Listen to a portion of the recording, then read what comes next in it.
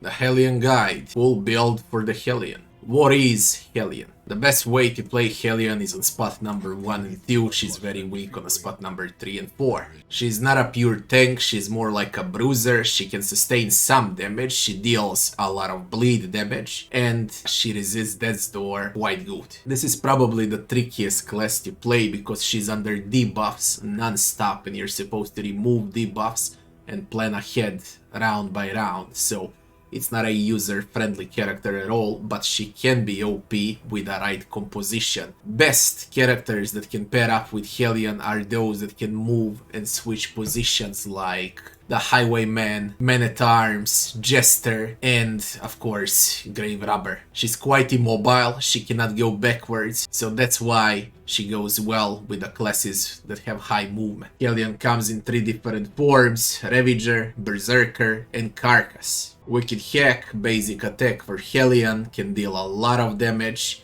and it's valid on Ravager and Carcass. Iron Swan, again, very useful skill that targets the last position in enemy lines.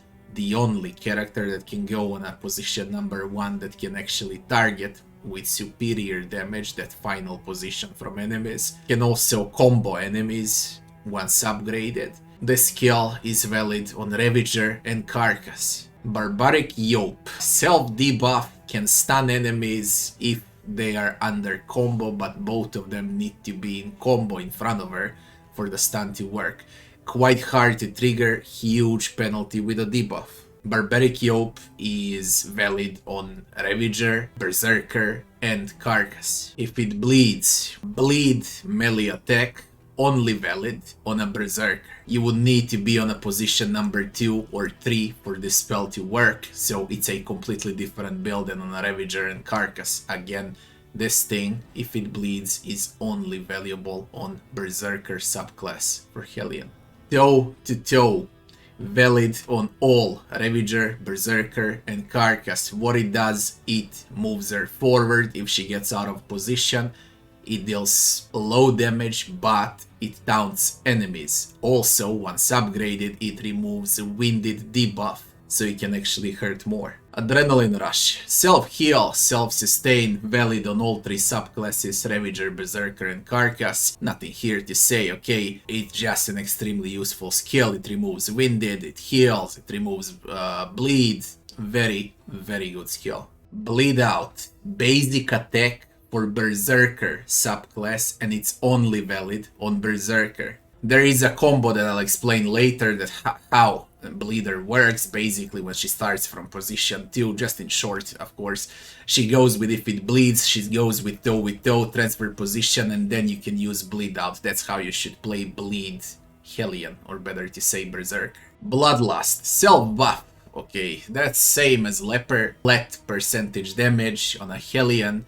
And of course you remove Winded, so you can actually hurt. Useful skill, extremely useful skill, especially on a Hellion. The skill is valid on all 3 subclasses, Ravager, Berserker, and Carcass. Breakthrough, moves forward 1 position when she's out of spot, deals low amount of damage, removes armor, and it gives Winded debuff.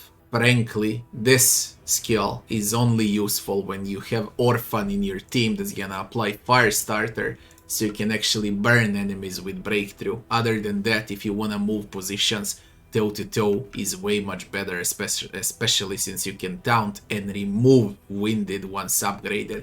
This is just a debuff with low damage and movement, again, only valid on specific team builds. Breakthrough can be played on all, Ravager, Berserker, and Carcass. Raucous Revelry, self-stress heal, there's nothing here to say about it. This is just her bread and butter skill, okay?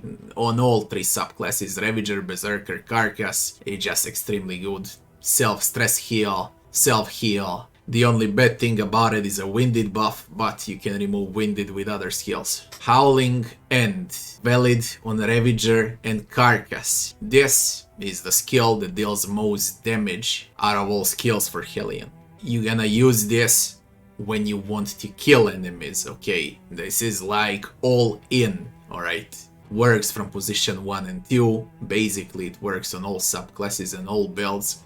Everyone should have Howling End when playing Hellion. Now, how should we play Ravager? The skills you see here are those that you want to put on a Ravager: Wicked Hack, Iron Swan, Toe-to-Toe, Adrenaline Rush, and Revelry. You're gonna switch, okay, non-stop. If enemies are tougher up front, then you're gonna switch Iron Swan for Howling End. It also depends on a team composition. If the rest of your team can reach position number 4, then you switch Iron Swan for Howling End. If they cannot reach from other positions to that number 4, then you're gonna need to use Iron Swan on a Ravager. If you got a good stress healer, okay, like Jester or Man-at-Arms, then you're gonna switch Revelry for Bloodlust so you can actually deal even more damage. So Hellion is highly dependent on skills, no matter the subclass, on the other teammates. A lot of different builds work for one subclass only, like for example here for a Ravager. If you have here as a Ravager, okay, and Runaway in your party and you use a fire starter, then you switch Adrenaline Rush or Bloodlust or Toe-to-Toe with a breakthrough so you can put enemies on fire. There are multiple combinations with Ravager. You can also open up with a spot number 2 with Toe-to-Toe and Taunt enemies, move on position 1, and then you use Wicked Hack, Iron Swan, or if you have Howling End equipped. Now what about if it says Carcass here? Everything I said, all the different skills and setups I gave for Ravager apply for Carcass also. The only difference is Barbaric YAWP, because if you play as a Carcass instead of Ravager, Barbaric YAWP, in addition to stuns and debuffing enemies, you can also taunt them with Barbaric YAWP. Okay, and that's the only main difference. This Carcass, when it says Carcass, it's actually the tankiest Hellion that you can play. I kinda don't like it, but if you get that passive and you really wanna play, that's how you play Carcass Hellion. When it says Berserker here instead of a Ravager, the last subclass, these are the spells that we wanna use on Hellion. She can open up with position number 2. She's gonna use if it bleeds. Then she can go toe-to-toe, transfer herself to position number 1, and then she can use Bleed Out. Once she gets low enough, she can always stress heal and remove Winded. She can also remove Winded with upgraded toe-to-toe. Of course, again, same applies. If you have stress healers and healers for the rest of your team, then you can switch up Revelry and Adrenaline Rush for something that's gonna deal even more damage, for something risky, like for example Howling End. Are hero shrines important to play Hellion? Yes, they are. Should you rush them? No, because this is a tricky class to play and she should be among the last that you're gonna level up. Alright. How do we play Hellion? Again, this highly depends on a subclass. Alright, this is a Ravager. If it's Berserker, it's a different opening. Carcass, a different opening, alright. But mostly what you're gonna do is try to burst the first unit that you can with a Hellion, as a Hellion. If you can do it with an Iron Swan on position 4, you usually go for them. If you have something like, for example, Runaway here, you're gonna use a fire starter, then you're gonna use a breakthrough to put all enemies on fire. Okay, if you want to commit and go for the big enemy, tier 2 enemy that takes 2 spots, okay, big motherfuckers as I like to call them, then Howling End is always a good opener. And then you're gonna start removing Winded, buffing up and so on, soaking up damage basically, so you commit on a first hit with Howling End. As you can see, it deals insane amount of damage even without trinkets and upgrades. Basically with Hellion, as I said, it's a tricky class. You got a lot of different combos and it all depends on the teammates you're playing with. Are your teammates mobile? So you can actually use toe-to-toe non-stop, okay? So she can switch position 1 and 2 non-stop. If they're not mobile, you need to make her immobile, okay? There are a lot of different things. Is your team full with stress healers and healers? If not, then you're gonna need her self-sustain spells, which means she's gonna lose some on damage. If she comes with a different passive, if she's a bleeder, then again it's a completely different approach. Hellion is a very tricky class to play, okay? The best way to learn how to play Hellion is to actually play and test and be patient, because you're gonna fail a lot till you learn how to play with her.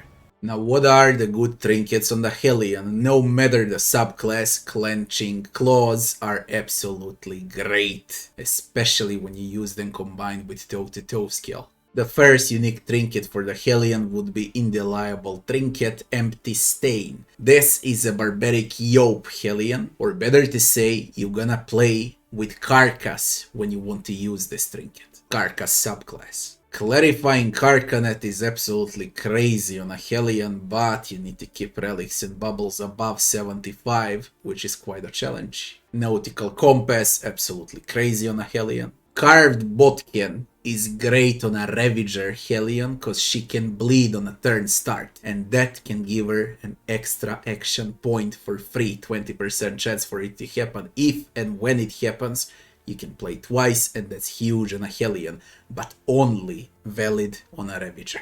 If you plan during Respite to use speed items on a Hellion, consider equipping Snappy Swig, because you have 50% chance to get a crit. Celebrated Chalice, absolutely crazy on Hellion, nothing else to say about it. You can easily keep relics and bubbles above 50. Now, Rotten Tomato, you need to have a Runaway that's gonna boost with a Fire Starter to use a Breakthrough, burn enemies up, and then combo them with Breakthrough, alright?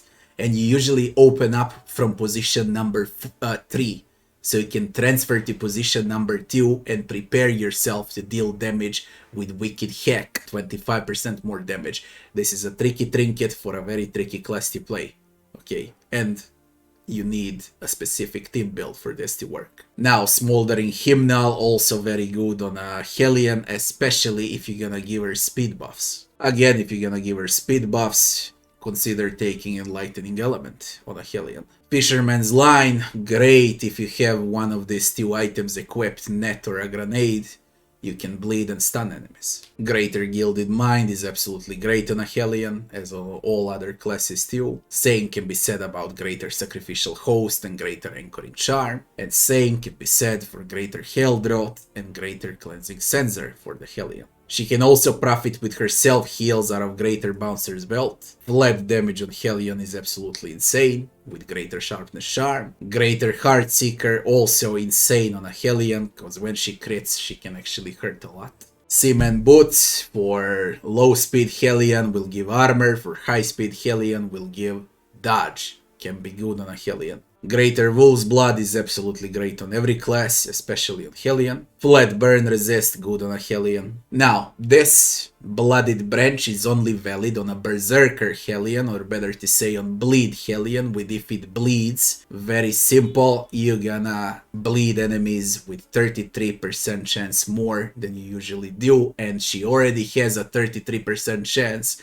as a Berserker, so that's 66% chance more to bleed enemies as a Hellion. I would not recommend Greater Clothing Cruor for Hellion, because you want Hellion to bleed. Now, what about low tier trinkets on a Hellion? Everything that has stress resist, flat resists, just avoid bleed resist, alright? Blight, burn, stun, move resist, all of that is valid. Do not sacrifice health for crit and damage, never, okay? You can opt in for damage trinkets, low tier trinkets, for crit low tier trinkets to sacrifice health, but not the other way around.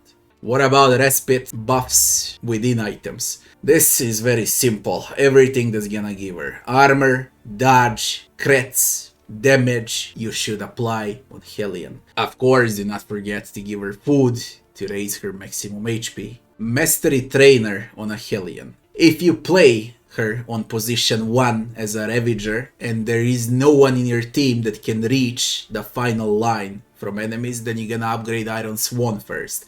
If there is someone that can reach, you're gonna upgrade Wicked Hack. If you play as a Bleed Hellion Berserker, you're gonna opt in for if it bleeds, okay, and bleed out. If you don't have a tank in your team and you want to taunt enemies, you're gonna opt in for toe-to-toe. Plus, you're gonna remove Winded.